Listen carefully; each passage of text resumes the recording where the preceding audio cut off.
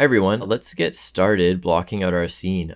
So I'm going to split the window here so we have two modeling views.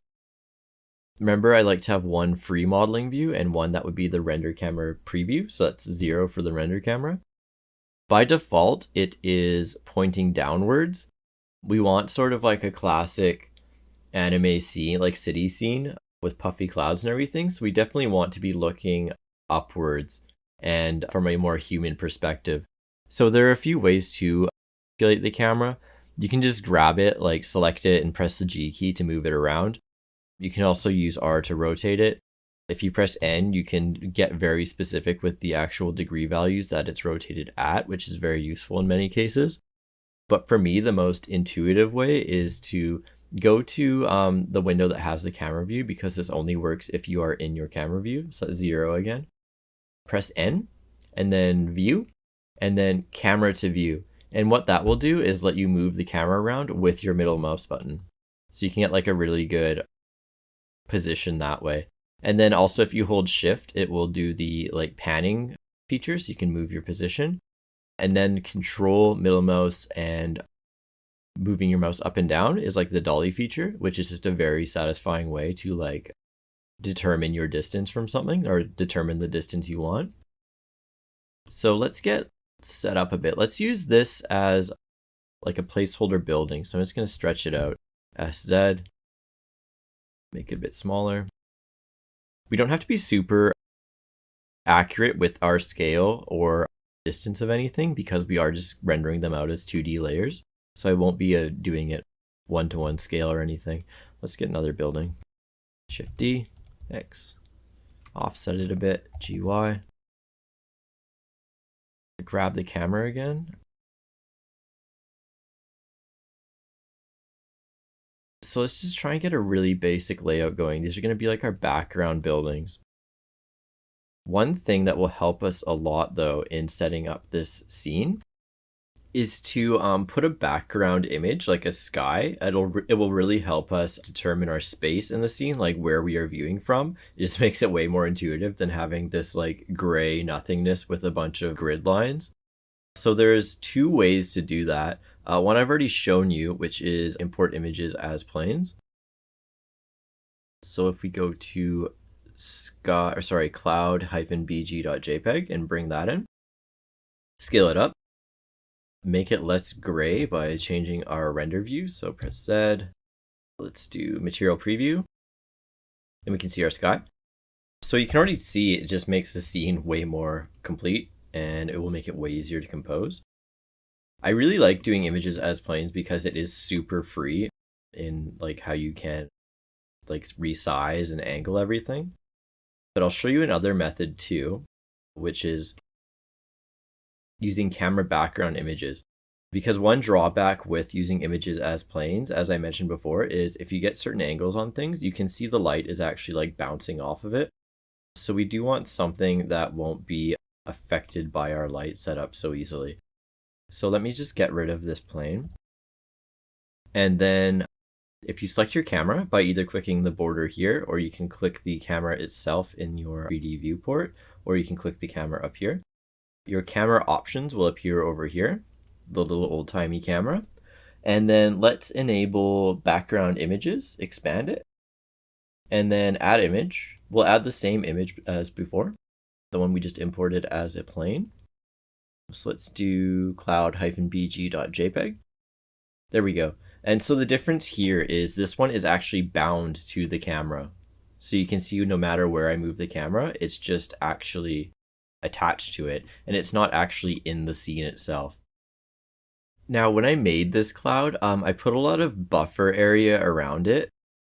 That's just so we can easily like, crop it or size it however we want. So that's what I'm going to do here is I'm going to position it so it just like looks a bit nicer and fits the frame nicer. Make it bigger. I think I'm going to have the bottom like obscured by the buildings that we put in.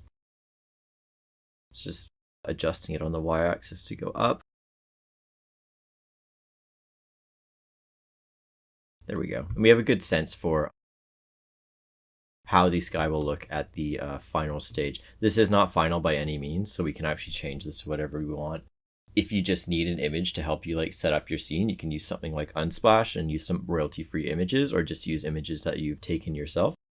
One thing to note about importing an image this way is if you go to your output properties and our render dimensions, just by coincidence, they are actually both 16:9 ratio. But if you are to change your aspect ratio, it changes the image too. So that's just something to be aware of if you don't want it to get all skewed. While we're in here, actually, let's change this to 4K. So by default, it was 1920 by 1080. I like working in 4K just because it's good to have that security, just in case, you want to display it on something 4K. If it's too small, it's a bit of a problem. So 4K is 3840 by 2160. There we go. Before we go any further, let's just save what we have so far because that is a good practice. So I'm going to name mine City Blockout, because it is not unheard of for Blender to crash. Blender is very good about backing up your work. It does it every, I think, minute or two. It can change that in the settings, I believe. But if it does crash, it typically does recover. I've only had one major failure in the past year where it actually crashed while it was saving the backup, so it did not actually make a backup. That was not good. Okay, let's add in our other layers for the parallax. This is going to start moving fairly quickly, so let's go through some just quick modeling fundamentals. You don't need a ton of advanced modeling for the blockout. Mainly, I'll be using extrude. So if I have a face selected, extrude will stretch it out. So this is good for like blocky shapes. Really quick way to get buildings. And then also insetting. So that would be like if you were to select a face, press I, and then it will bring in a smaller version of it, basically like a frame. And then you can extrude that as well. So that's a good way to get like frames and windows and doors and that sort of thing. And then also loop cuts. So if you want to divide, let's get some windows on here. So if I click on any of these edges or faces on this side, and I press Ctrl R, you'll see it starts to split it. And if you press or move the scroll wheel up and down, it will change the number of cuts it makes. And if you're not sure how many cuts it's making, like it's hard to tell when it's this many, it'll say down here. So it was 14 cuts. So let's see, let's do like a row of windows. Control B will bevel, so this will stretch it out, so it'll give it some width. There we go. I'll do another cut here. There we go. Extrude inward. You can even inset them. Extrude again. There we go. And then another function you should know is if you scale something with the S key, and then say you want to, let's do it dramatically so you can really see it. If you want to inset something, so this face here, you'll notice that it's no longer the same scale all the way around the frame. See how it's like super thick at the top and bottom? That's because I scaled it, and it's not giving it the proportions that we're actually working in. So how you can fix that is if you go Control A and hit scale, that will kind of like apply the new proportions you made since you scaled it to the cube. So it'll behave normally after that. So now when I try insetting, you can see that it's like perfectly square again. So with that said, I'm just going to start throwing in some buildings here. And remember, since we're doing parallax, we want our composition to be divided up into distinct layers. So I'm going to aim for, so we have two. One is the sky and one is the distant buildings. So I'm going to aim for some like middle ground buildings and then like a really close foreground building that we might even be like viewing from. So let's try that. Okay, let's bring in a cube that we can shape into a building. Cubes are the essence of life in my world. Everything's made out of them. Let's just extrude. I'm going to try and get like a balcony going.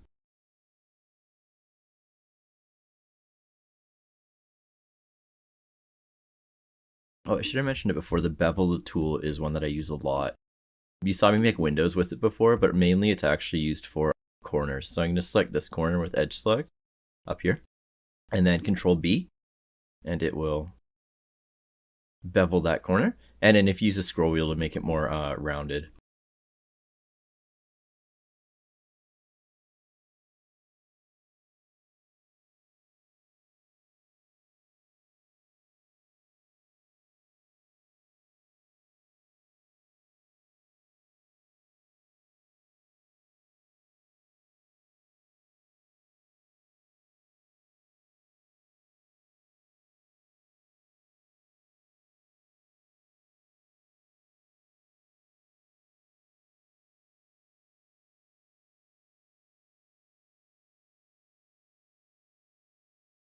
So you can see I'm kind of trying to like frame, if I want the distant buildings to be not really the focal point, but I want the eye to end up in the end.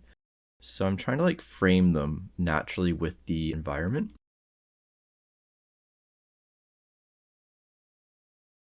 It's a bit hard to see the distinct layers here. So what I'm actually going to do, if you've done concept art at all, you know about values, how you typically, if you're making thumbnails, you would work in black and white.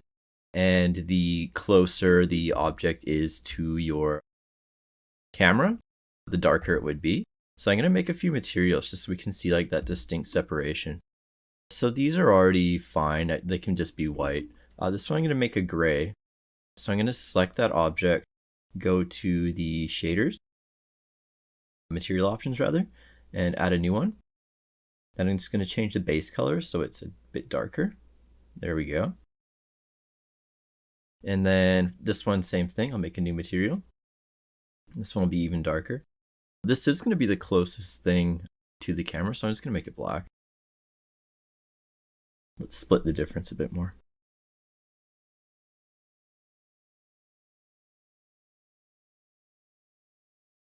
There we go. Let me go into top view.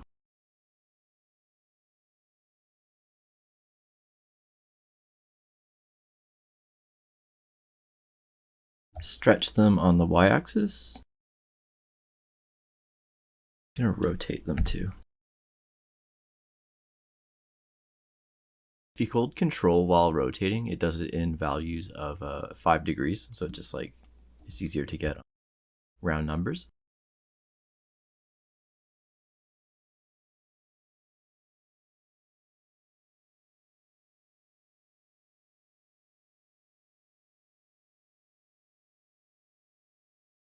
Quickly edit their shape a bit so they're a bit more interesting to look at. The difference between Shift D and Alt D, they both duplicate the shape, but basically if you use Alt D, it'll make an exact like copy, so it's like another instance of the same object. So now if I were to edit this one, it would change both of them. And I do plan for these buildings to be identical, so I'm actually going to replace this one with one that I made with Alt D. Alt D, move it on the x-axis. There we go. Now I only have to edit one of them. So I'm going to loop cut. Let's do 2. SZ, bring them in. Move this one on the y-axis, the local y-axis. If you hit Y twice, it'll move locally, so the actual coordinates that are accurate to the object. So if I just do GY, it kind of moves globally, so it's on that global y-axis, and then GGY, it'll move in response to the actual object itself, like what direction it's facing.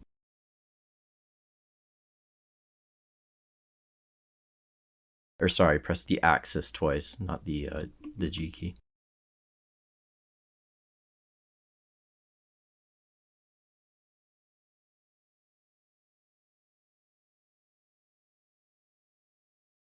And then I want another building. I'm just going to grab this one. Actually, no, let's make another cube.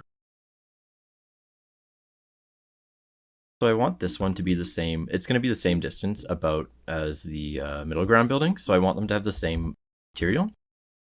So if I select this one and then select this one while holding Shift, Control L, link materials, then they will have the same material. So it's kind of like an eyedropper tool.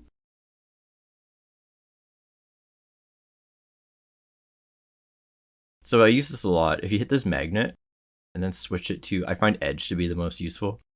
Now if I have that activated, if I hit GZ, bring the cursor over to the edge on this building, it'll make it so it's exactly the same height. I usually have that on more than off.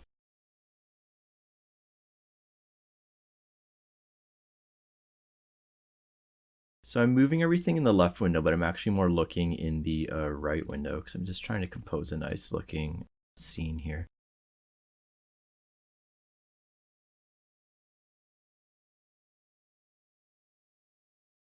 Actually, I think I'm going to move the camera itself. And camera to view, or it's already activated. So let's have us standing on like this balcony.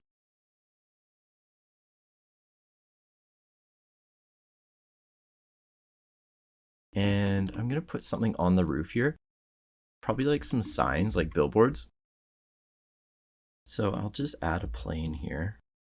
Actually, I'm just going to grab this edge, and this is really lazy with. So Shift D, make another edge, move it up. Press P, separate by selection. Now it's a separate object. And then I would just extrude that.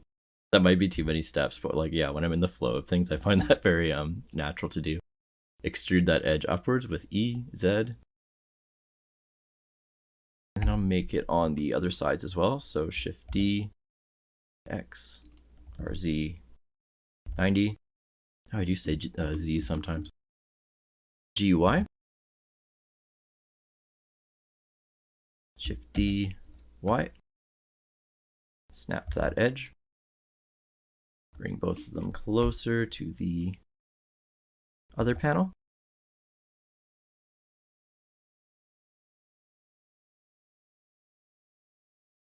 Now we want these to have some width. You can extrude it using the E key, but I'm not sure what thickness I want to use for it. So a quick way to do that, to like make that like non-destructive so you can easily change it, is to go to add modifier. I joined all these, by the way. I clicked, they were separate objects. I selected all of them and hit Control J to join them into one object. So now I can apply a modifier to them. Use the solidify modifier. And now you can see that adds some thickness. And by default, even thickness is off. I don't know why, because I've never wanted that off ever. So I'll do 3. There we go. Let's make the foreground a bit more interesting. Let me move it.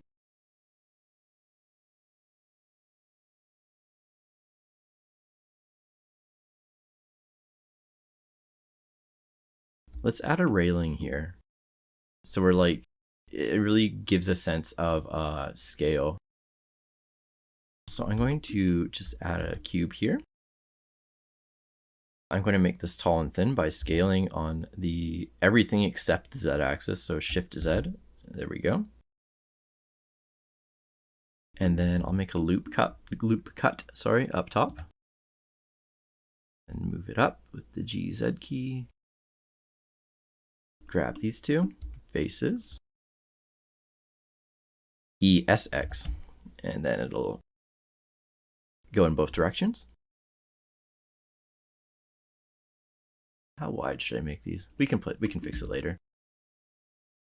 Because it's a railing, you can just, model each what's the word, bar separately. But I'm just gonna make one, and then I'm gonna use an array modifier, and that'll just make like repetitions of that object. So it's a really quick way to do it. Also non-destructive, so you can like easily change the width of everything afterwards. So let's add an array modifier. There we go. It's already on the x-axis. So let's make 2, 3, 4, 5, 6, 7. Let's just move into position first.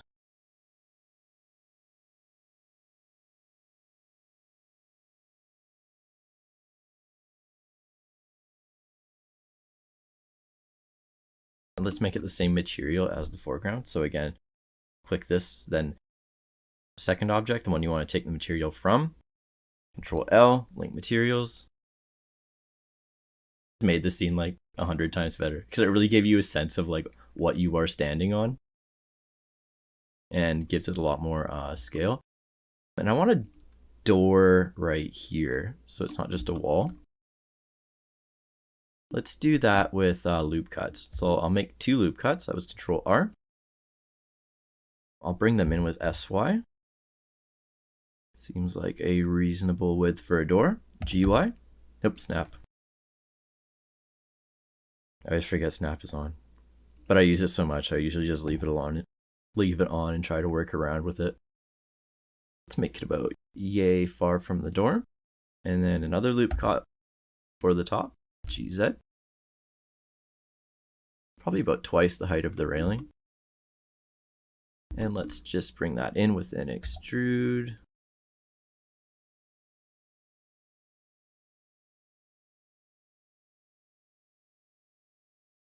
Let's add a frame too.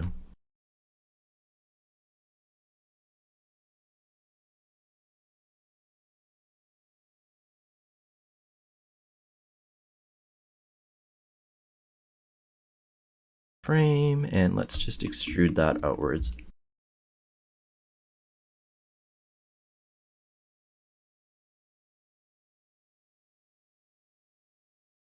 We'll clean this up later. If you know anything about topology, you know I just made a bit of a mess on the bottom there. It's going to have some double vertices. But that's okay. It's just blocking out so we can get an idea of what our scene looks like. Actually, it's a bit thick. Let's bring it back a bit. Let's put like a light above the door. Since I want it like right in the center, a quick way you can do that is select something that is on the same axis as like the same position as the thing you want to place. So this face here, right in the center of the door. So Shift S, cursor to selected. Now our 3D cursor is right there. So when I bring in a new object, it's going to appear at the 3D cursor. It's a big light. Let's bring it down.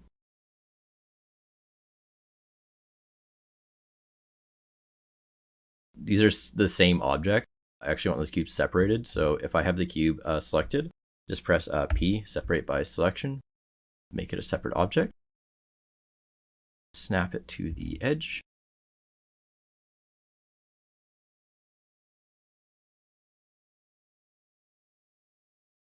Make it wider.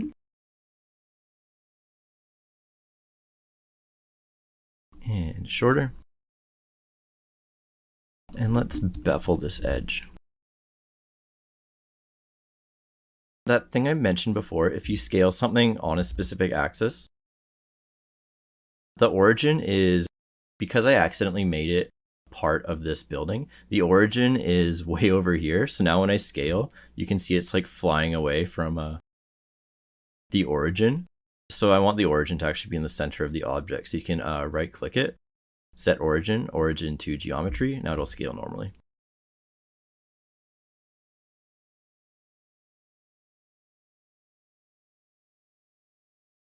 And right, as I was saying before, the scale function, if you scale on a specific axis, it does screw with the proportions of specific operations like insetting. It also does that with bevel. So let me show you.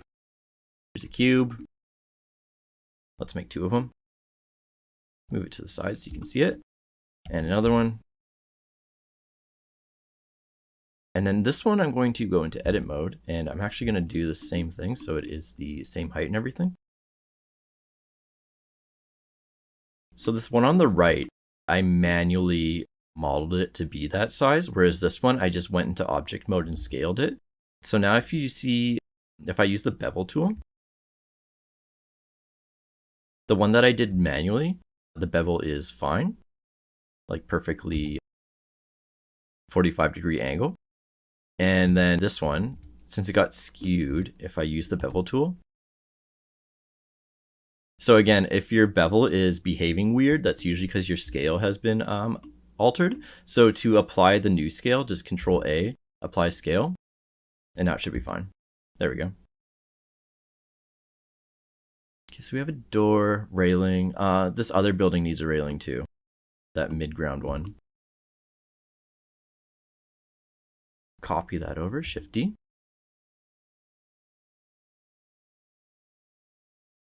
One thing I like to do, I don't know how big this building is yet, is I like to bring in a little human model. so it's easier to get a good sense of how big everything is. So usually I just make a quick person by going to Shift A. Let's bring our 3D cursor over here. So to just manually position the 3D cursor, it's just hold Shift and right click. Shift A, mesh, give me a sphere. That's too detailed.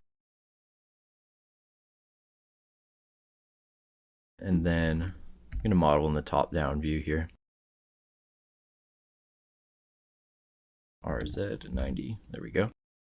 And then I need a body, so I'll do Shift A cube.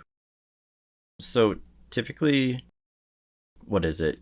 Human bodies are 7.5 head heights.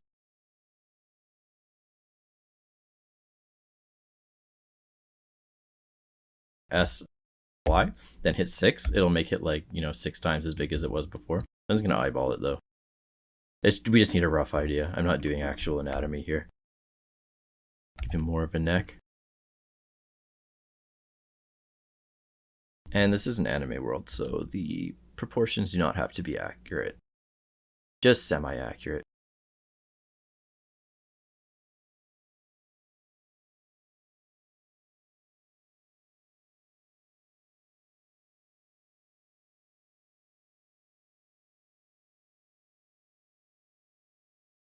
If you have like a model of a human, you can just import that too. I was just like making them for some reason. I don't deal with characters that often, so I don't actually have many human models to work with. Then extrude that. SZ0, so it's flat.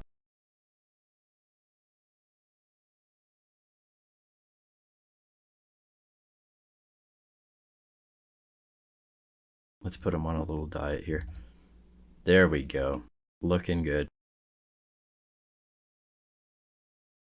And this will be like our reference for how big our scene is. So I'm going to stand him up. Rise. There we go. That's a little too big. So let's make him...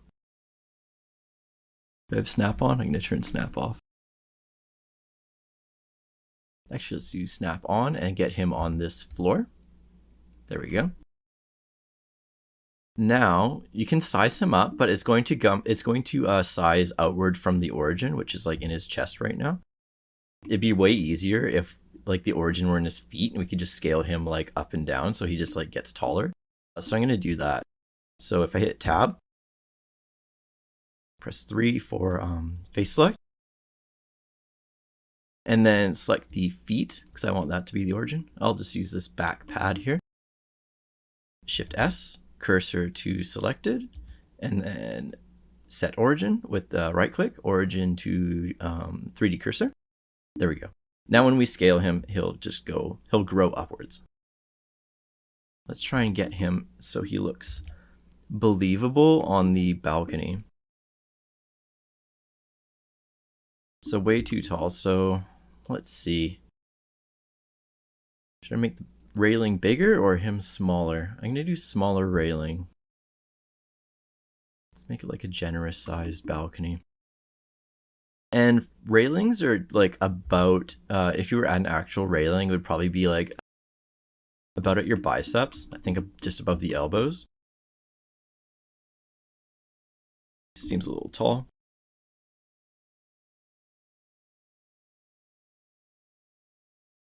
So I'm just looking on the right here. I think it's a pretty good scale. Okay. Yeah, let's go with that. I'm going to make this railing more dense too.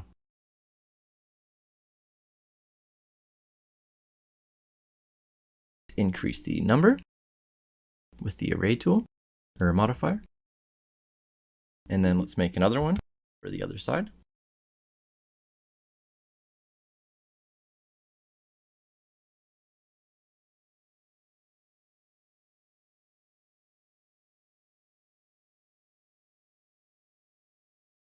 These don't have to be perfectly lined up since it's just blocking out, so I don't get too fussy with it.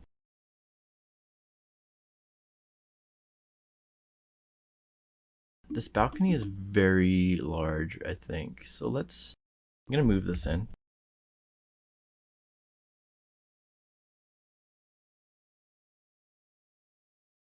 And let's bring that down.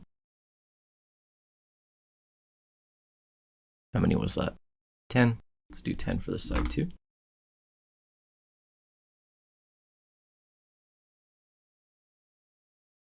I took this railing originally from the foreground, so it is using the wrong shader. So I'm just going to select all these. Select the building, Shift L, link materials. I want this person to actually be visible all the time. So I'm going to actually make him an emission shader. So click on the character, go to material properties, new one. Instead of principled BSDF, let's use emission, and now he is glowing. So if I hit like a rendered view, you can see he's actually like a glowing man. So we won't lose sight of him. Okay, and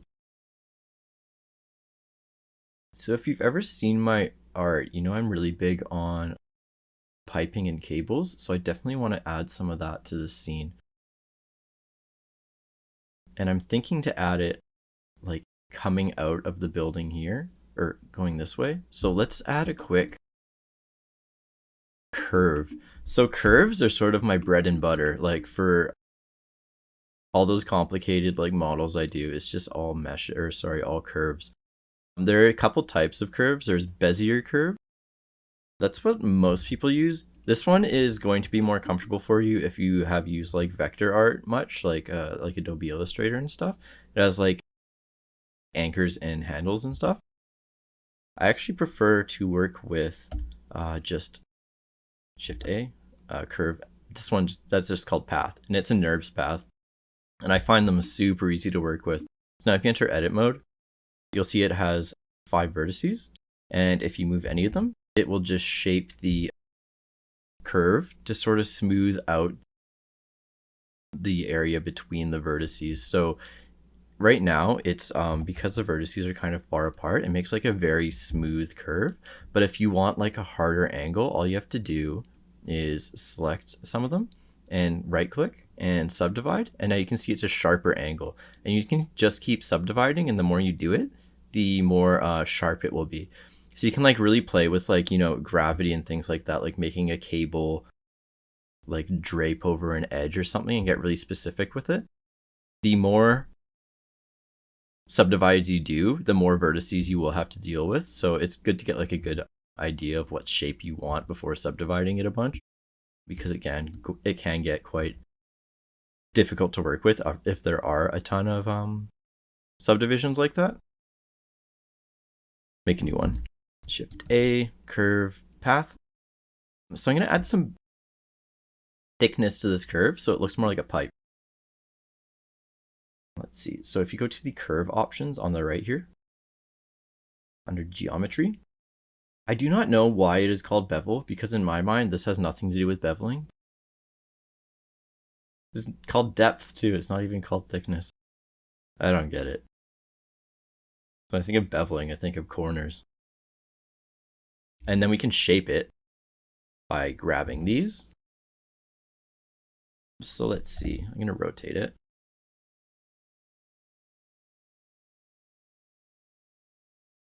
This isn't going to be our final shape. I'm actually going to like model a cylinder that would follow the curve, but you can still see that it's not very high res. It's only like, I don't know, 12 sides or something. So you can fix that. There are 2 options. There is the resolution preview that will change the resolution of the actual bend of the curve. But we're looking for this one, which is resolution. Resolution under bevel. And it will add more sides to it, so it'll make it more round.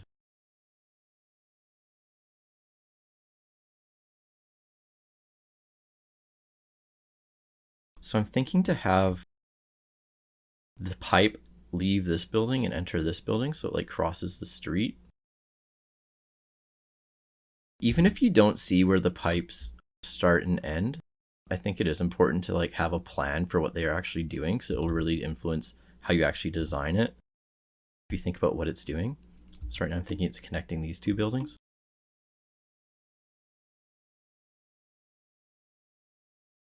right now, the eye movement, with the framing, it's kind of, the eye would start at the top left, go this way, and kind of do a spiral towards the distant buildings. So right now, to me anyway, I think the eye movement of the scene is doing this motion.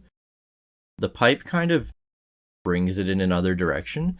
So I'm actually going to try and reinforce this motion of moving to the right. So I'm going to rotate it.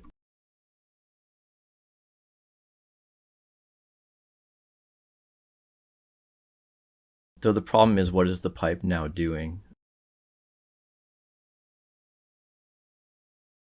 Let's add an object for it to actually enter. So I'm going to go Shift A, Mesh Cube.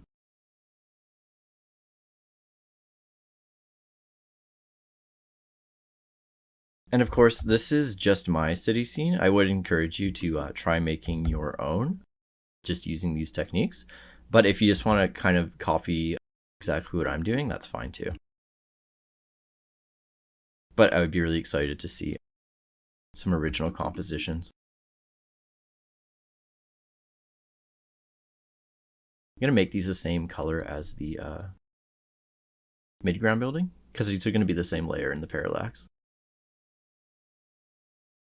Now, what if I angled it?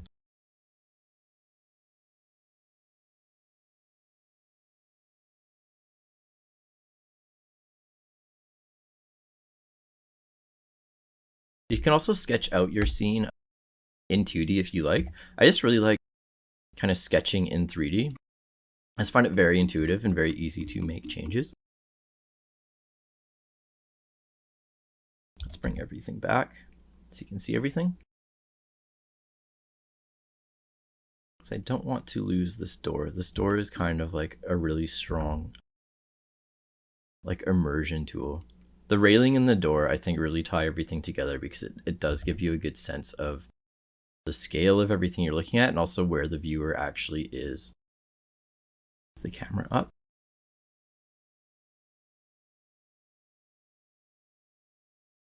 Let's get a good view of the pipe from the balcony. This is blocking the balcony a bit too much.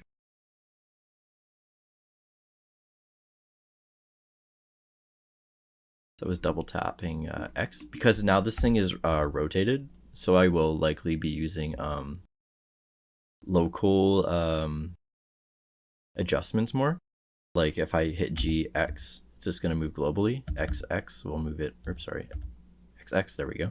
We'll move it on the correct axis. So I want a sharper bend.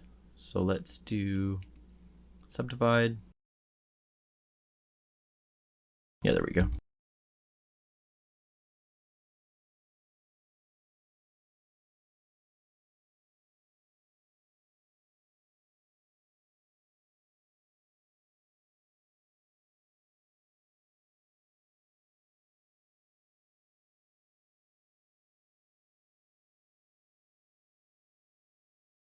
I'm scaling on the z-axis, so it's not going to be round anymore. So again, if you hit Control A, scale, it'll make it round again.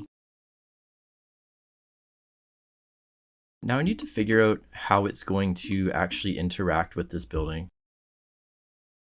So like, do I want like an actual passage for this thing to enter? Or you could just do like a housing around the cable, so it's kind of like built into it. Let's try that.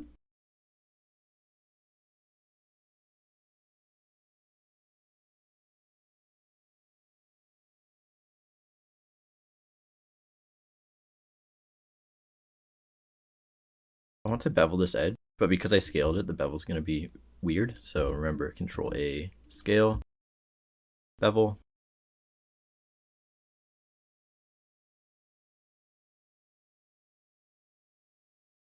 And now that I've applied the rotation, I didn't expect to be using it, but it looks like I will be using copy attributes. Copy rotation, there we go.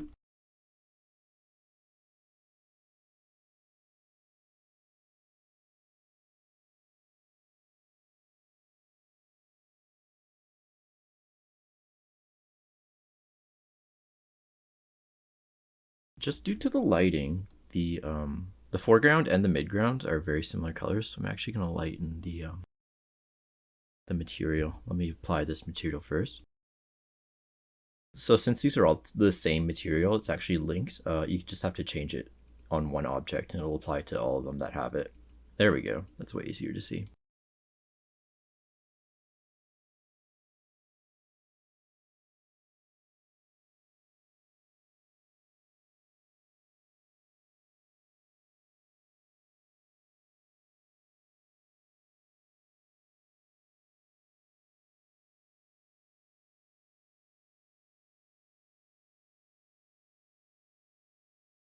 This building, I think, should be more angled.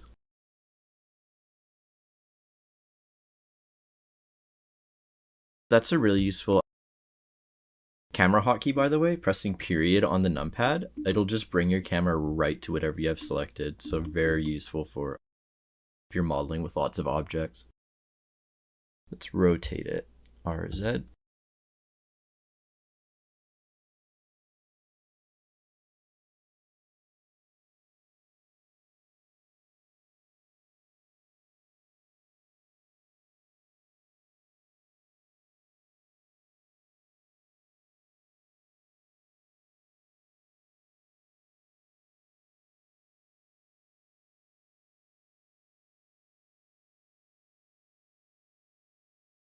I'll show you parenting a little bit. It's only 3 objects right now, so I don't really parent things until it becomes a bit more complicated. I'm just eyeballing it here, going by feel.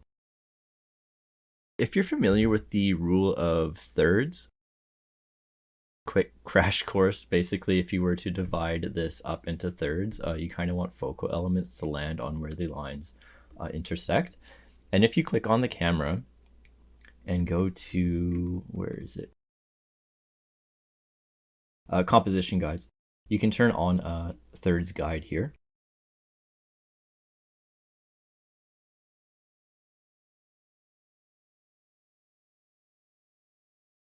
I'm gonna put some like graphics on the billboard at some point, so that'd definitely be a focal point. I don't want it to be too strong though, so I'll probably try to make that a bit subtle because it's gonna be very distracting. Let's get a preview of, oh, it already is in rendered view.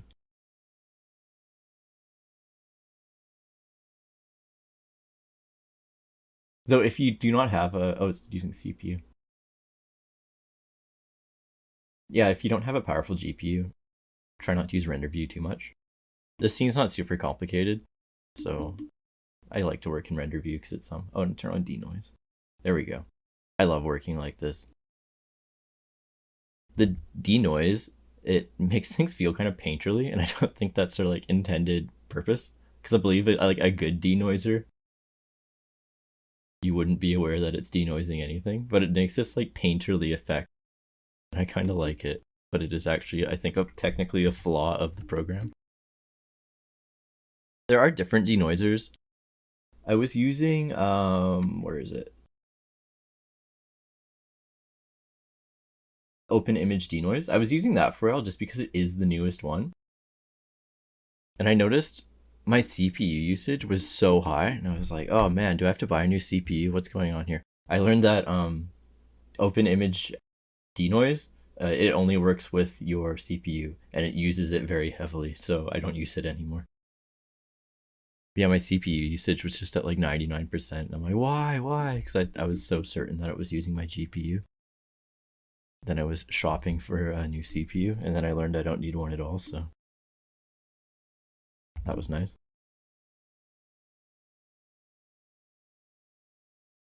So you can see our scenes like coming together pretty nicely already. And you can get a good preview for the parallax effect if you just grab the camera and press G and then X. See, look at that. That's like a really good preview of what we're going to be doing, but in 2D. So we just have to like establish our layers, and once they're rendered, this is going to look really good. One issue I noticed with this building It's at like sort of an angle where even if you move the camera just a little bit, you can see the perspective changing quite heavily, which can kind of ruin the parallax illusion. So we might have to fix that, but for now I'm just not going to deal with it. These signs, their origin is the center of the building because that's where I got the edge from originally. Origin to geometry, now the origin's in the center. Bring this whole thing up.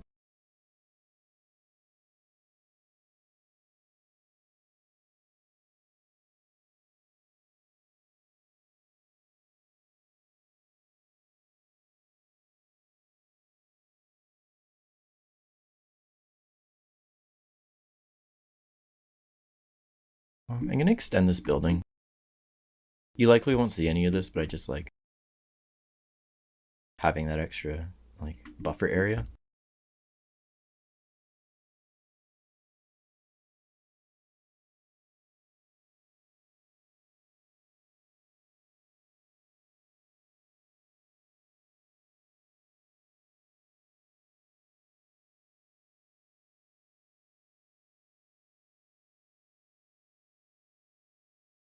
But I also like the balcony being at that angle.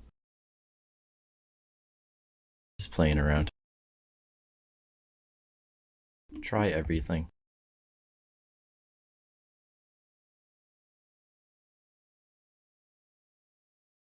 I'm not the most accurate typer.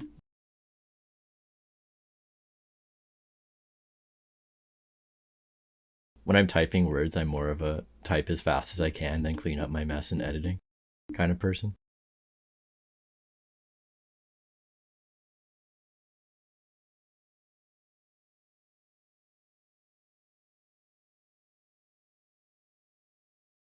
Something I don't like about this building. Is it the wrong shader color? No, it is. I mean, it's fine. This building looks a little too...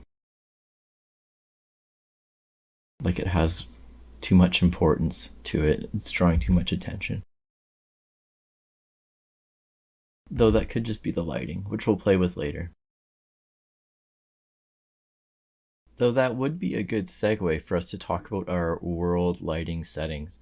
So right now, we have a sky background, but the models themselves are actually living still in this gray world, which is why the lighting sort of matches that.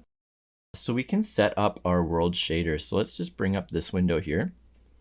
Go to the shader editor. I will admit I am not a shader professional at all. I have nothing but respect for the people who are, for they are far smarter than I am. Shaders and I just don't click. So usually like when I find something that works, that's just what I always use. So I'll try my best to explain what's happening here, but yeah, just know I am not a shader expert. So right now we're on object shader. So that's like what we just did where we changed the color. So we want the world shader. So we're actually going to change the color of the whole world. And as you can see, it's that default gray right now. So I'm going to show you the setup I always use for my anime scenes. So right now we have a background. We don't need that, so I'm going to delete it. Everything just got a bit darker. So I'm basically just copying the setup I use. I do not remember how I originally developed it. I think I've been using it for 2 years, and likely it was someone else's. I wish I could credit them because I probably got it from a tutorial or something, but it was so long ago I can't remember where it came from. So you can just add nodes here by hitting Shift A, like you would add a mesh in the 3D scene. And you can find everything in the menus. I never know where anything is, so I always just type it in. I'm looking for brightness. So let's do color ramp.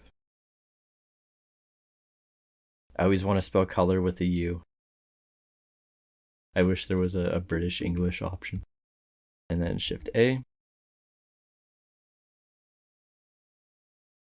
So this setup might be a bit like have some redundancies, but this is just what I use and it's worked for me.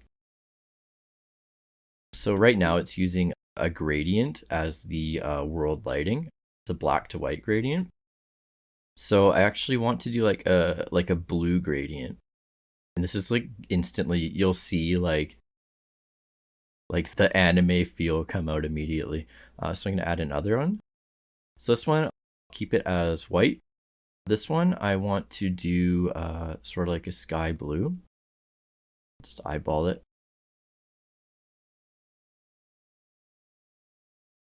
And then this one I'll do like a deep, more like navy blue.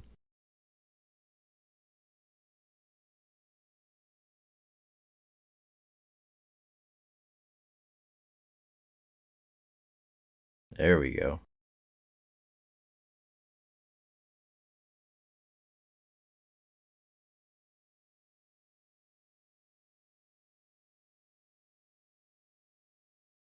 So again, I'm just eyeballing it.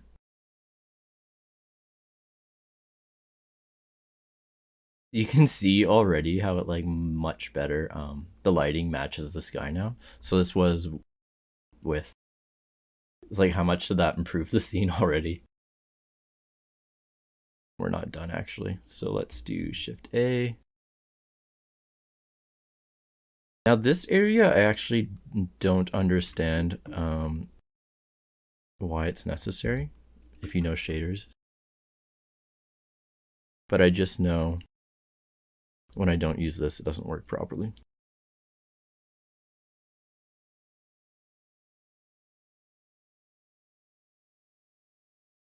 So yeah, this is just my setup. I can't explain it too well.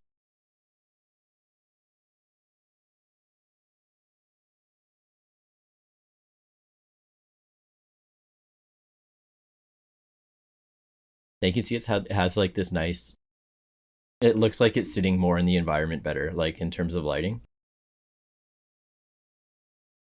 Okay, let's get back to modeling. So we have a housing on here, and then I'm gonna cut this.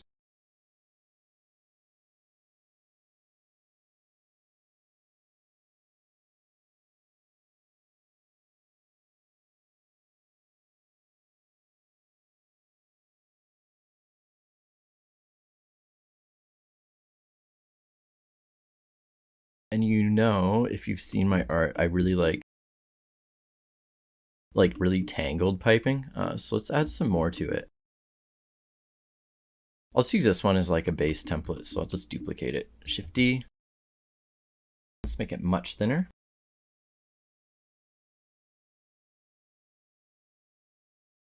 Let's have it like follow beside this one.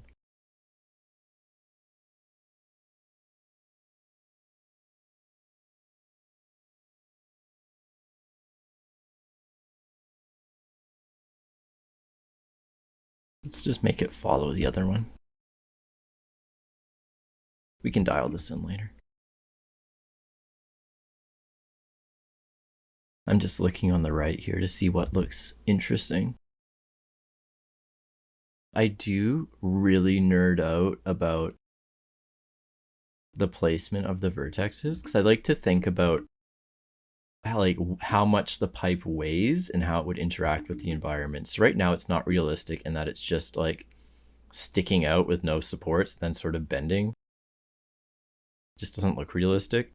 So I kind of want to decide at some point, what is this pipe made out of? Is it like articulated and made out of like rubber? Is it a very rigid like steel pipe? That will influence like how it actually bends. And then cables, since they are more like malleable, they bend a lot. So I'll do one of those next and I'll show you what I mean. But yeah, the number, basically like the more flexible a pipe or cable is, the more subdivisions it has. So if you see my pieces with like a really thick pipe and then it's like covered with little cables, the little cables take so much more work than the actual big pipe, despite the pipe being the main focus of the piece, just because there are so many little vertices to deal with.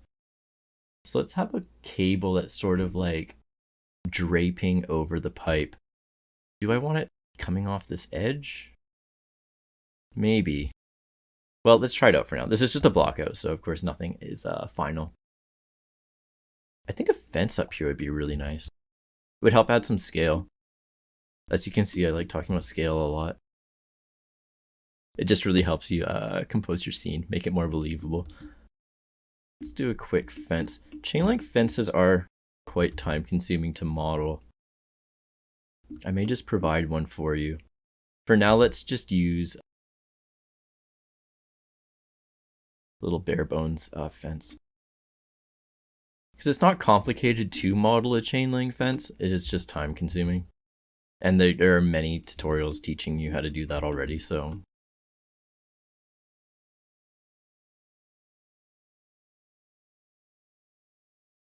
I'm just making it kind of like the same way as I made the railings.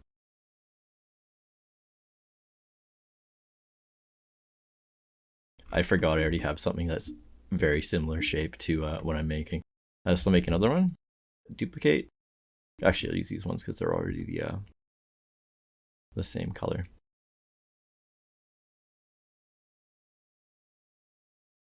So I'm going to stretch it out. I'm going to go into edit mode. This is like really thick for a fence.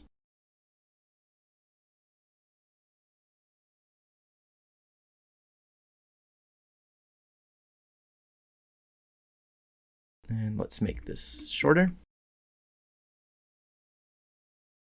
And let's bring it into position. So let's see. The rotation's good. So I'm going to use that copy attributes function again. I thought we wouldn't use it. I've used it twice so far.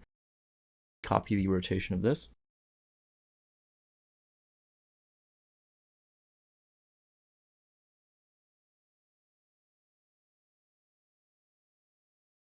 Bring it in. And turn on snap.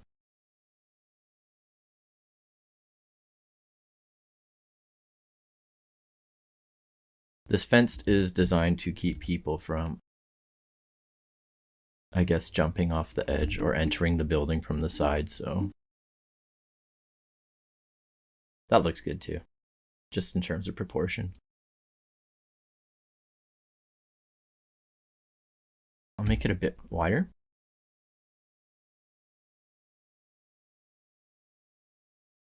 That's our parallax look.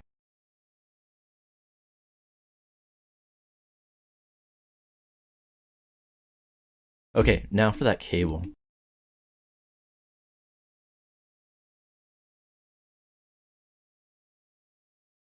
So we can have it drape off the edge.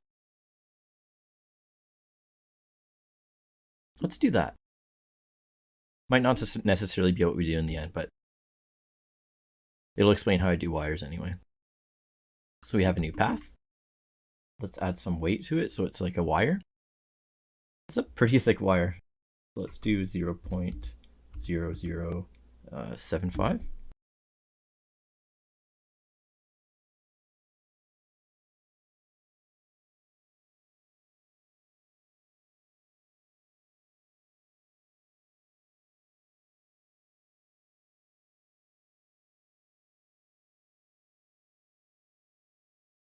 I'm going to get rid of a bunch of these, just so I can focus on a smaller area.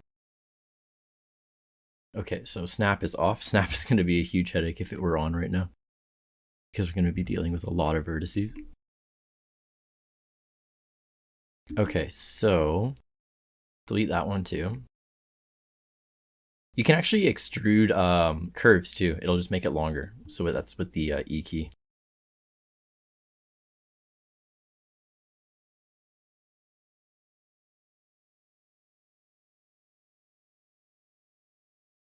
What setting is doing that? So I'm going to add another path here, shift curve path. And let's make it smaller. So yeah, I'm going to have it drape off the edge.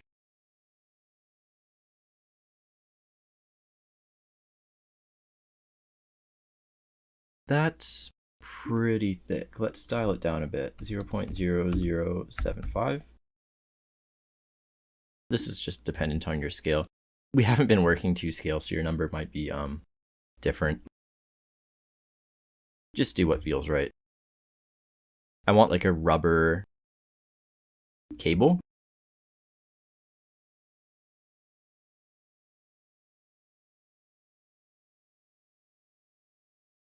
So we're going to have more vertices because it's going to be like draping off the edge and you can see like gravity really affecting it. And of course we don't want clipping, we don't want it passing through the object.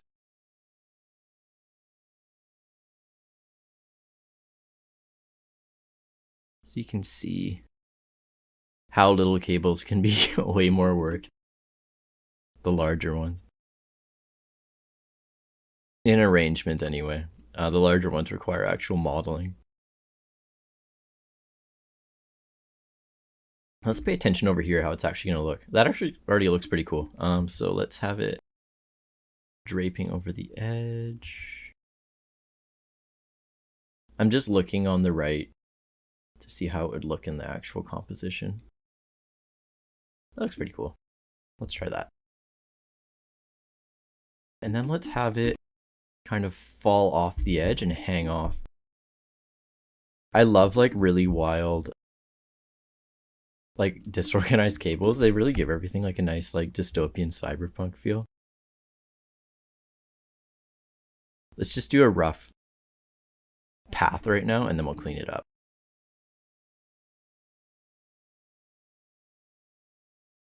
Oh, and how I'm making it longer is the extrude button with the E key. So it's kind of, yeah, just like how it's shaped, you can actually like extend it to be longer. It works the same with the curves.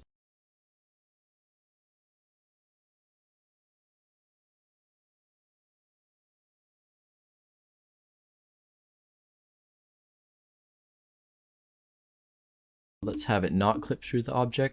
Though it's not too important right now because this isn't necessarily even how thick the pipe is actually going to be. Let's have it a bit more random looking.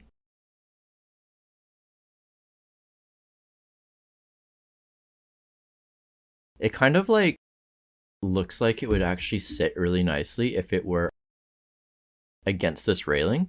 So like that's why it's bending there, is because it's being pulled around that railing. So yeah, I try and tell a story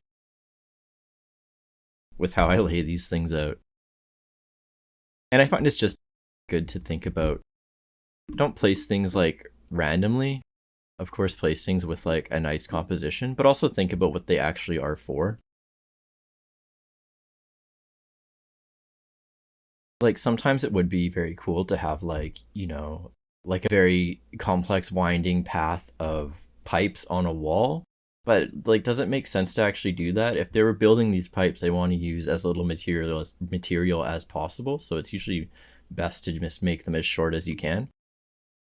But then if you want, say, like a winding pipe and you want it to like jut out, maybe put an object there, like a vent, and that could be the reason why it is winding that way. They had to build a round event or something like that. Like the pipe was actually added later as an afterthought or a renovation or something.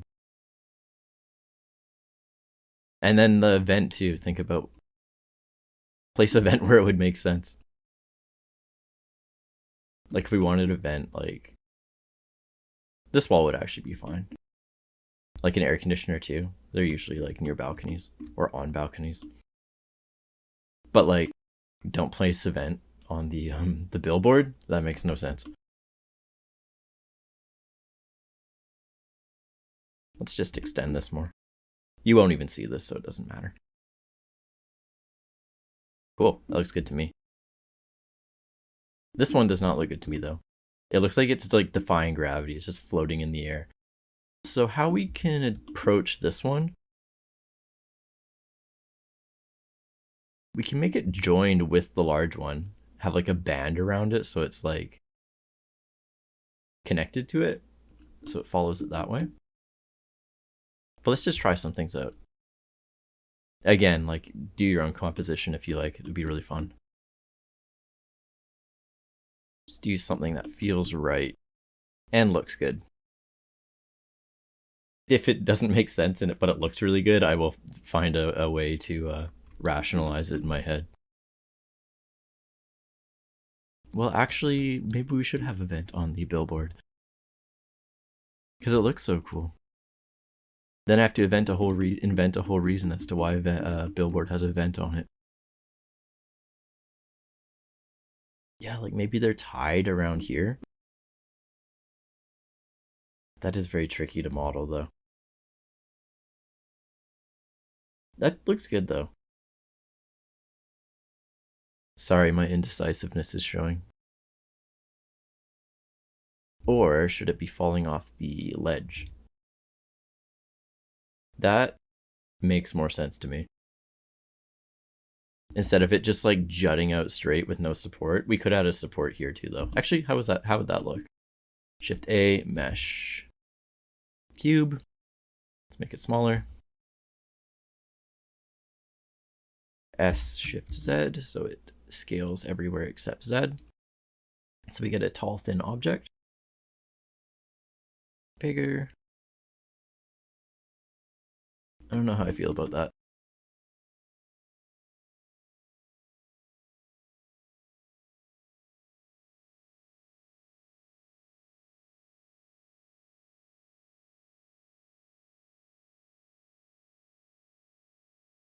I'm just gonna make it rest on the edge, the ledge.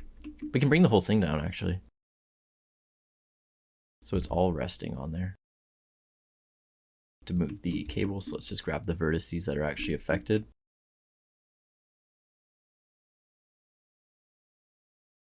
Clipping again.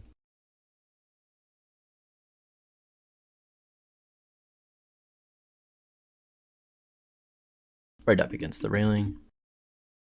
So that railing is certainly not final. That's not even supposed to be a railing, it's actually a fence. We just haven't added the chain link portion yet. So yeah, I will actually provide that for you, just in case. You don't even have to put a fence in your scene, but if you want to, I'll just provide a model for you, because it takes too long to make a chain link fence. Let's do 2 cables.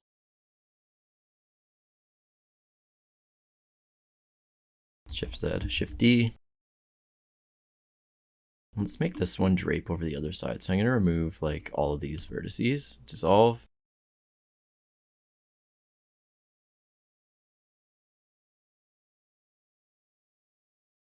Well, you can't even see it, so let's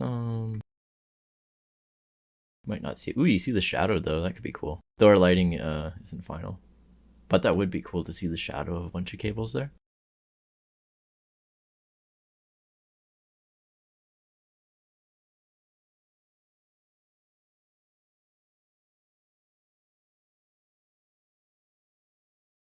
I'm going to duplicate this one again.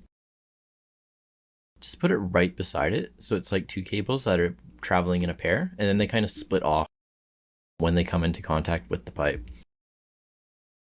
So we don't want them to be exact because that's not realistic. And let's make one of them thicker.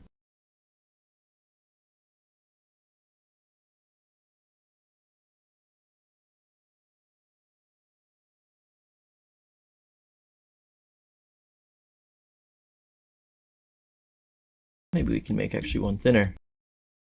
Let's do 0.005. And I want it to move over to the other side. I'll just delete these.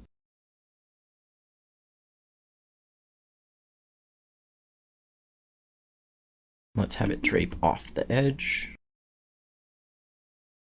Where's the shadow? Oh, there it is. Cool. These two look a little too similar in path, so I'm just gonna change them a bit.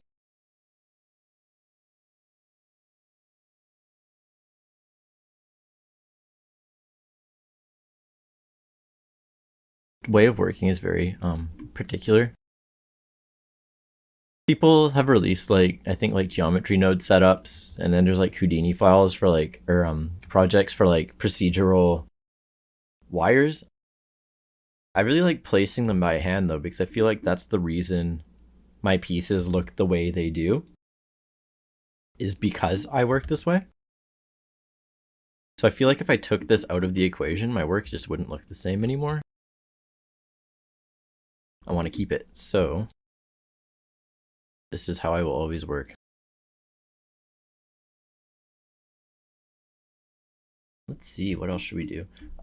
Let's do some pipes following the walls. like maybe for ventilation or something. So let's do Shift A mesh, or sorry, curve path. Let's make it stand upright, RY90. And let's make it a bit thicker. I'm gonna go to the side view and wireframe view, Shift Z.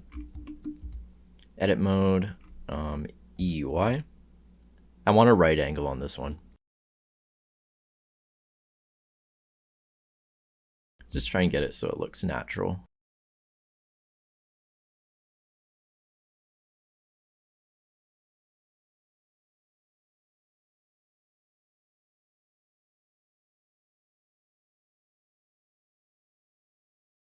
If you make it too tight, you get this folding artifact. So just be careful of that. That looks pretty good to me. Let's see if we can dial it in a bit more. We're right on the edge though of it starting to fold. Might have already done it. Yeah, it did it. That little pinch there. I don't think they'll be able to see it just because of the angle, but I don't know. Just better to not have it. So let's make this like a ventilation pipe.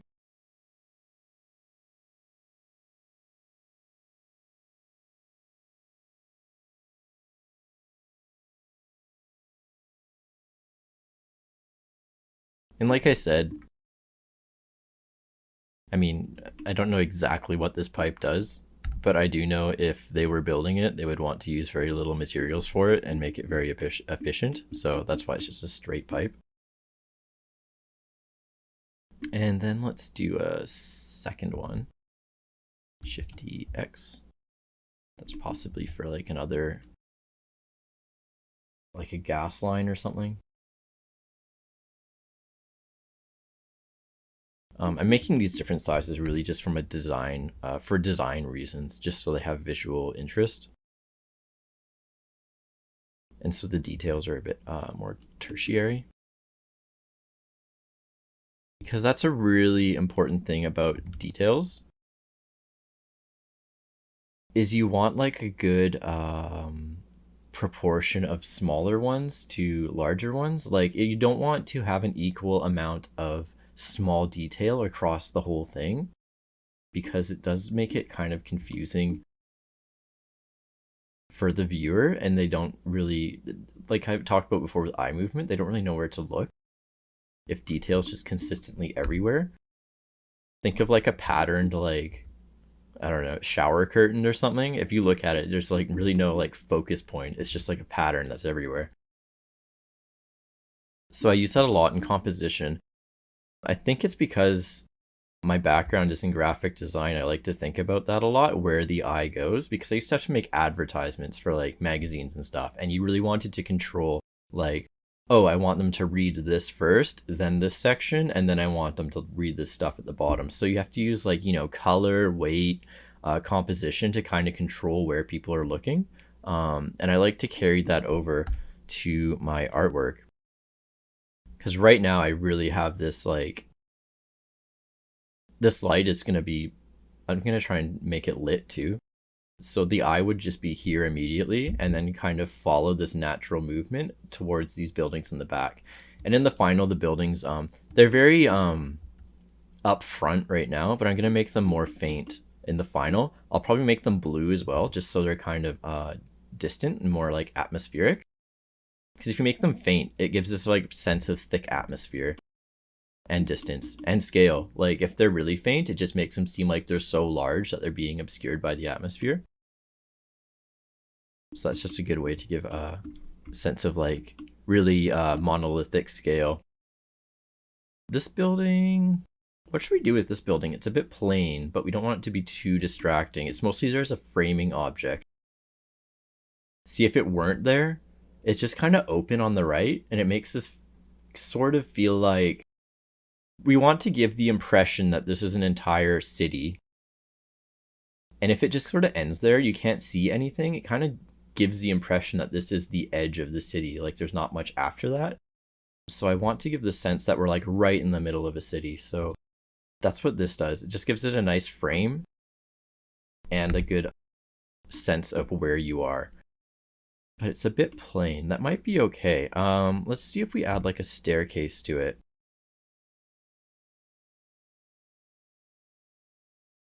Cubes are the essence of everything. I'm gonna make another one. Why? I'm gonna turn on snap so they're just pressed right up against each other. I'm gonna grab this face. Turn off snap.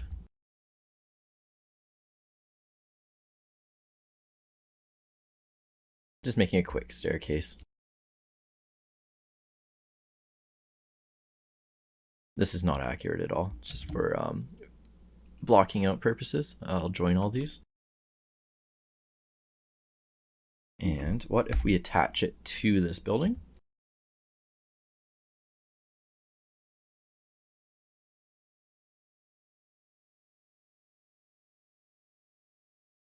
GUI, there we go. GX. And make it the same material, so Control L, link materials. That could work. Let's go with that plan for now. We might change it later on. And this one, I don't want this building to get too much attention. So I'm not gonna make like a roof like terrace or anything, because I don't really want people to pay attention to it. It's just there as like I said, like a framing object. It's more of a utility thing than an actual world building thing. Let's bring these in a bit.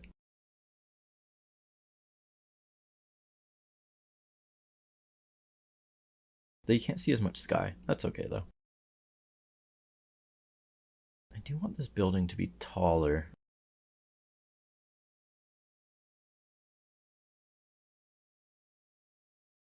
Which is a good reason to start parenting these things. For parenting, this has nothing to do with actual children. I don't have any. So parenting, if you have like if I want to move this whole thing as a unit, you can just select everything. But that makes it easy to miss something, like I did with that railing there. So I want all of these to move together. So if I select everything and then shift select the main building, it'll have a yellow border. Then Control P, parent to object. There we go. Now I just have to select that building, and if I move it, it'll move everything that's parented to it, and it'll scale too. All transformations. Okay, so this scene is looking like pretty fleshed out in terms of blocking out. Like we have a pretty good idea of what this is going to look like. One thing I want to change is the floor of this balcony is very level to the camera. I think it would be nice if the sun were to like bounce off of it. So I do want a better view of that. Might just make everything bigger.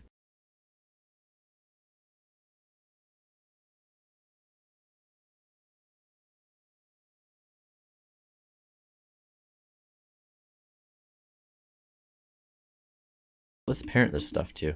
So light, railing, and building, Control P, parent to object. Now we can just select that one building and now everything moves.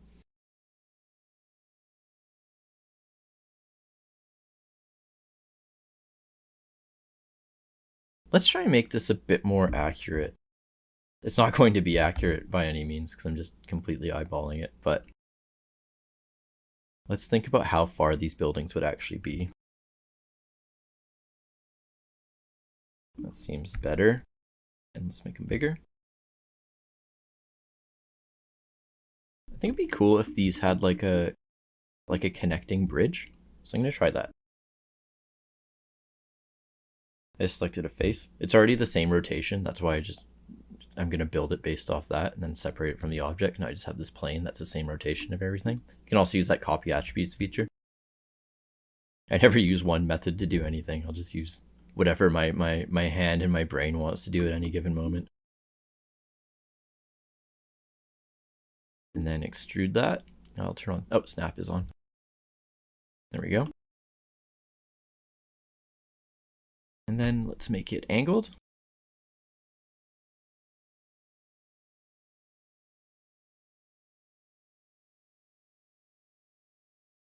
I didn't mean to do that because it snapped to the top, so I'm going to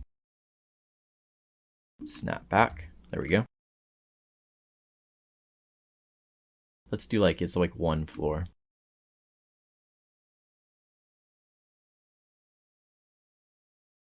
That's a bit too distracting. It makes the building look very unique, and I don't want that to be like the main focus of the piece. Let's make it a bit less noticeable. What if there were two?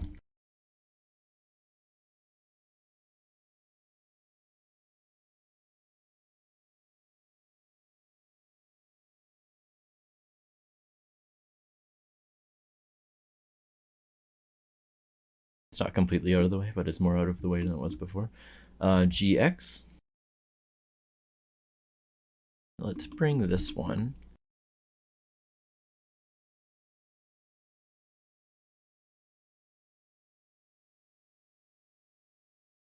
How's our composition looking?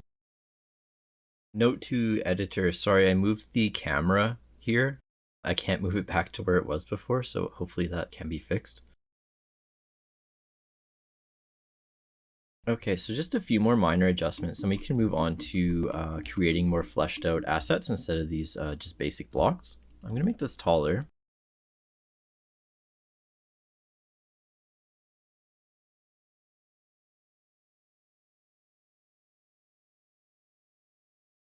I want too many different things at once and I'm not able to achieve all of them. I want a view of that balcony, but I also would like billboards to extend off the screen.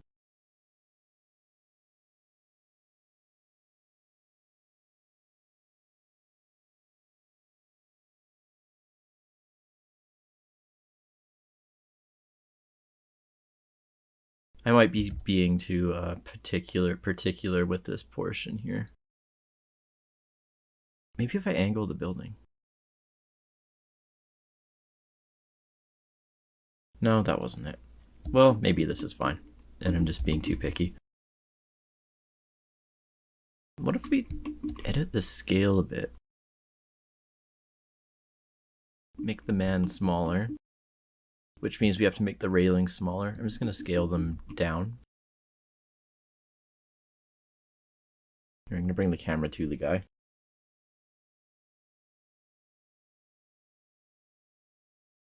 That looks appropriate to me.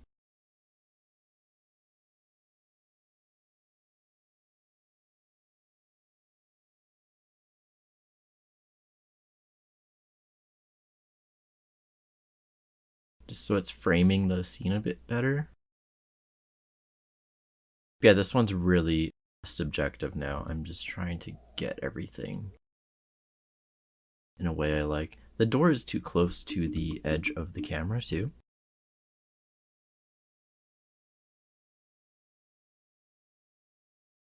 Maybe it's the camera. Let's move it up. And camera to view.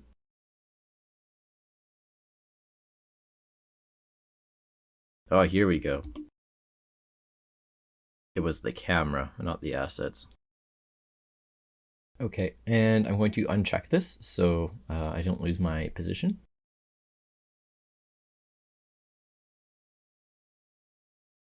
Actually, I just noticed something. I thought this scene seemed a little dark. This brightness option, I forgot to actually change it. 3 is what I usually use. That looks a bit bright, but that's okay.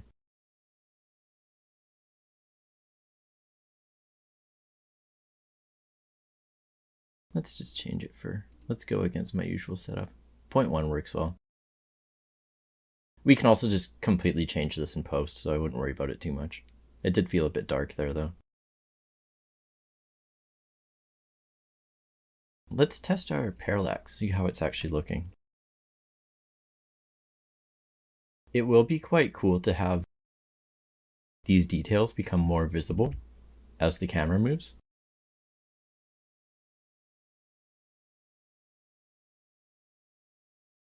So yeah, it's good to test the parallax because now I feel like the large buildings could actually be further to the right.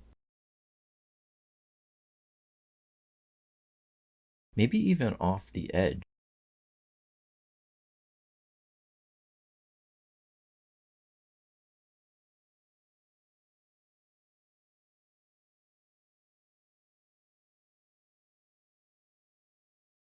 I want this portion to move further back, I think. So it's not totally in view, and then it becomes in view based on where the camera is.